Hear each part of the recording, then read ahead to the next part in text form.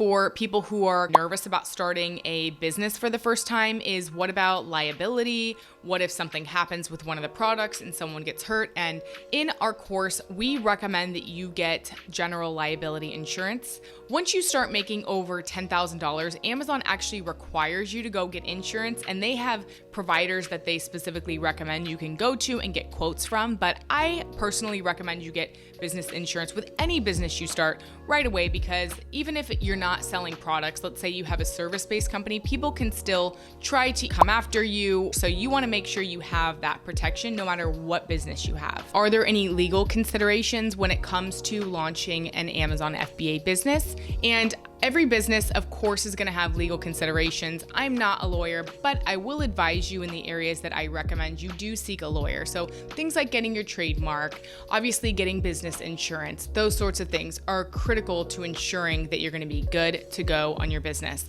The other thing is you're going to want to check and make sure there's no patents on your products and things like that. No matter what business you're looking to start, there's always going to be some legal considerations, but in contrast with a business where you are running everything yourself, a lot of what Amazon has done is just made everything very streamlined for you, so you don't have to worry about a lot of documents and signing a lot of papers and agreements and those types of things.